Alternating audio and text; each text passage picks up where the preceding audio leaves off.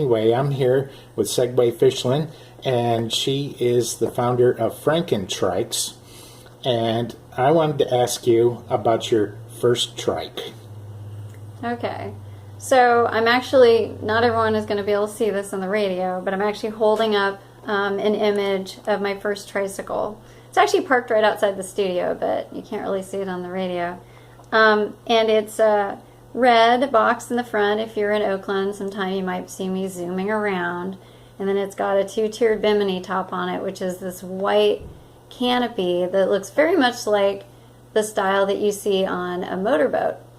So it's a two-tiered, so it has a lower canopy over the cargo box area, and then an upper one that's conveniently located over the driver, so the driver can stay dry, even in rainy places like Seattle or Vancouver, and sometimes here it actually rains.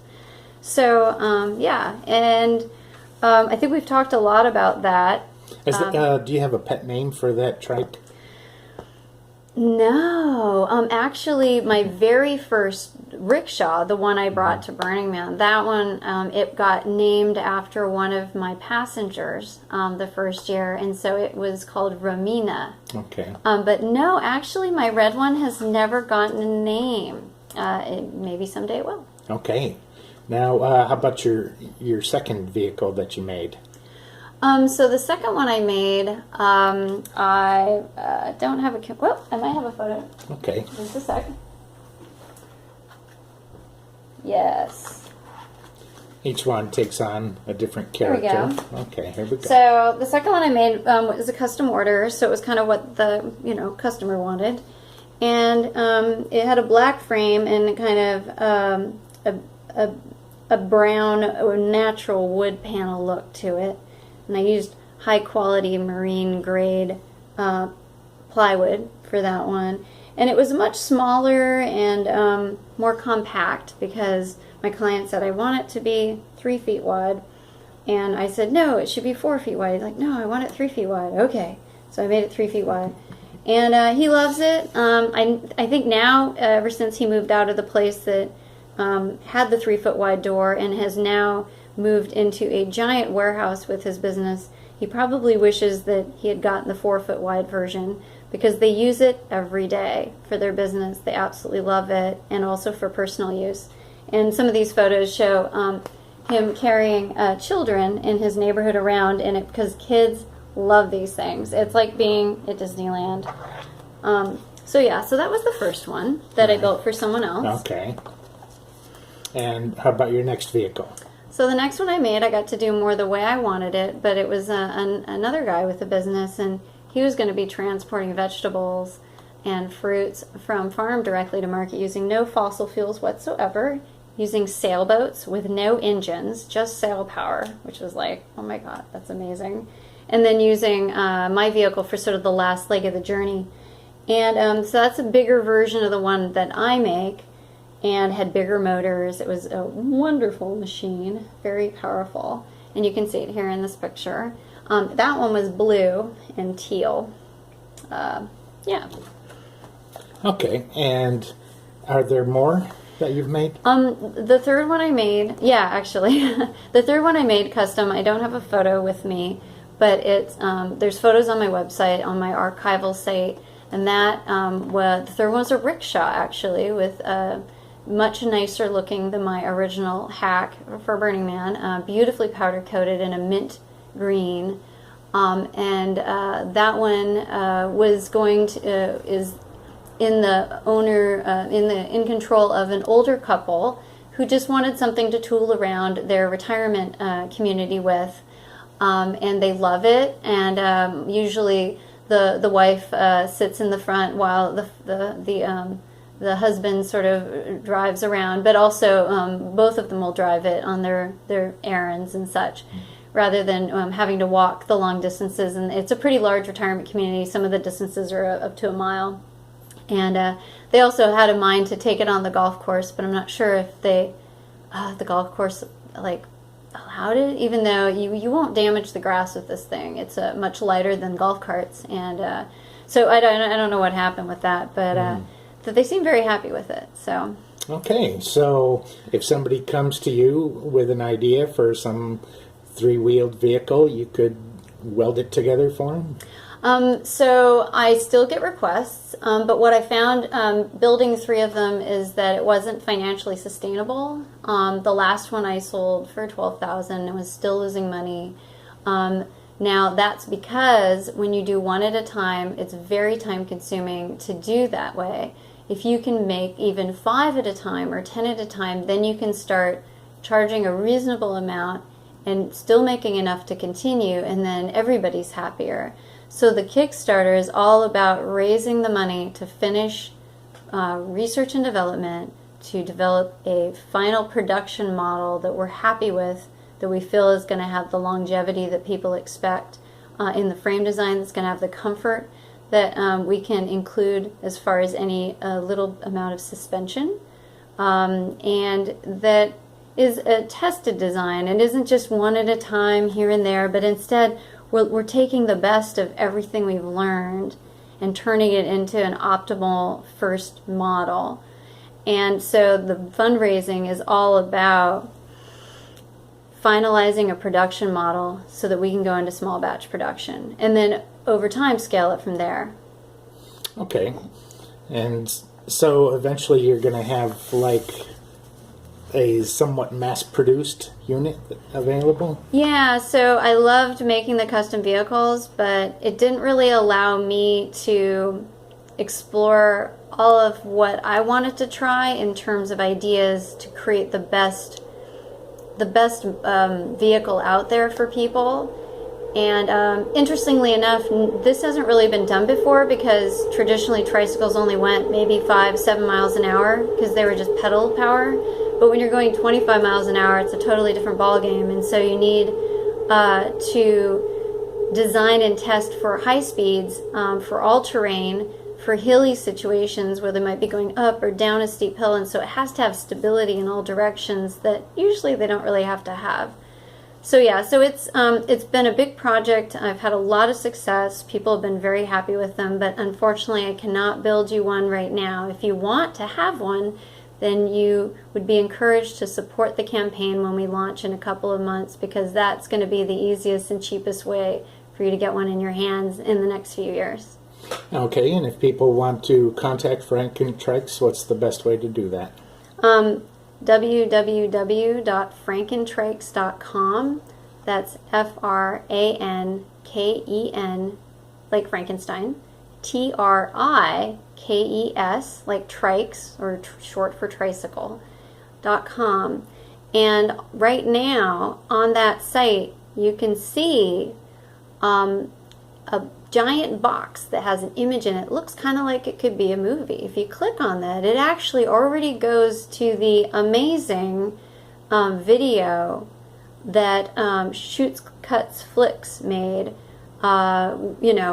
with my deep participation, but they ultimately kind of put it together, because I'm not a film person, and it's just amazing. It's super entertaining. It's very visual. It helps to bring to life sort of what I'm talking about on the radio. And then if you scroll down to the bottom of that page, you'll see in small print, visit our archival site. And there you can see pictures of all these different tricycles I've been talking about tonight, and how different they are, and the different colors and shapes and sizes.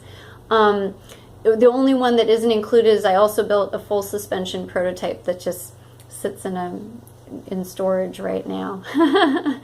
Got any pictures of that one? No, it's too ugly to take pictures of. Okay. I hacked it together in like a week and a half for Burning Man one year, and it's just, but I learned a lot from it. Okay. Well, one of the things we were talking about is how centralized the whole gasoline, fossil fuels, oil companies, and how, well, basically they've roped us into this automotive thing where people have to have cars, and there are just so many places in America where you can't walk to the store. You have to get in your car and drive to the store because it's miles away or whatever. Yeah, actually, our cities have developed that way because of the car. What most people don't know, I just finished reading Beth Bagwell's History of Oakland, and what most people even here in Oakland don't realize or don't know is that Oakland had arguably the best rail system service of any city in America in the 1920s. You're You talking could about go the key route. anywhere. Well, there was multiple competing companies back then. There were at one point there were 6 different rail companies operating 6 different rail lines just on Broadway. So back then it was a bit of the Wild West. It wasn't super regulated. The government wasn't running these rail systems. So a company would go, an entrepreneur would say, I want to run a rail from this place to this place, and they would just do it. They would just put the rails in. The local government, I guess, wasn't organized enough to, stop them, or they supported it because it supported the development of the city. And you could get anywhere. And there was so many ferries running every few minutes across the bay, from a 3-mile long spit that extended out almost all the way to Yerba Buena Island. So you could get from Berkeley to San Francisco as fast in the 1920s as you can now with BART. And so we've really lost a lot when the car came in. We've lost a lot of our mobility and our options because now before we had many options, horses and carriages, there were cars already by the 30s, there was the train system, walking, bicycling, and now, our options have been massively reduced. Mm-hmm. Do you want me to talk about the power thing? Yes, please. So we don't think a lot about where our power comes from, but when you think about it, you know enough to know that when you go to the gas station and you fill up your car with gas, that there's no way that you're going to make gas yourself. Now, I know there's some of you out there that make biodiesel and they have diesel vehicles, and more power to you. That's awesome.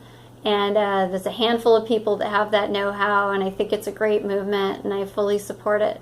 However, for most people, most days, it's not easy to produce enough fuel to power a large vehicle.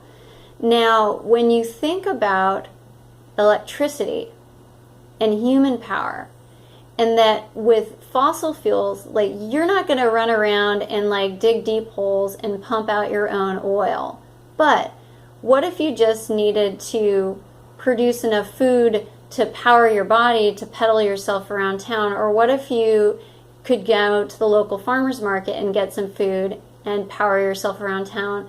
I mean, human power is essentially a decentralized power source, meaning you can get that power from anywhere. Fossil fuels is essentially centralized because you mostly are just going to get it from a few companies that have the resources to dig deep underground. And then electricity is also decentralized because you can get it from the grid and from however, PG&E is producing it, or you can get a solar panel, or you can get it from wind energy, or, there's dozens of potential ways. I mean, All Power Labs in Berkeley is doing it with bio-waste. They're making electricity. So electric power really opens up the whole world of power to anyone, rather than it being a essentially centralized source of power, and therefore the power to move us being in the hands of just a few companies. Instead, you've now changed the field, the playing field, and now anybody can jump in and generate that power. Yeah, and we were talking about wave power too, and I think that's going to get really big in the future because we all live fairly close to the coast, and the power of just one wave is incredible, and you multiply that times, the entire ocean, and it's practically unlimited amount of power that we're not even tapping into at all. So any closing comments you want to make about Frankentrikes and where the future of Frankentrikes here? Yeah, just to say that you may or may not believe this, but I have not found anyone else actually doing this in the world. And when I say that, I mean optimizing the tricycle architecture for all speed, for high speeds, for all terrain. Everybody else seems to be adding a kit to like an old-fashioned design that doesn't get it very far very fast. So if you would like to see this option available, definitely consider supporting my campaign and spreading news far and wide. It's already up on Kickstarter now, even though it's not active. It'll be relaunched in a couple of months. And this is a rare opportunity to give people an option in cities that isn't a car, it's not a bike, it's something in between that allows you to go on the sidewalks, in the bike lanes, and on the street, to go anywhere at any time, and to have that freedom of a bicycle, but also all the flexibility that comes with having a car. So yeah, just keep it in mind for the near future. All right. Well, Segue, thanks for your time. Thank you so much for having me, Paul. Okay. Bye.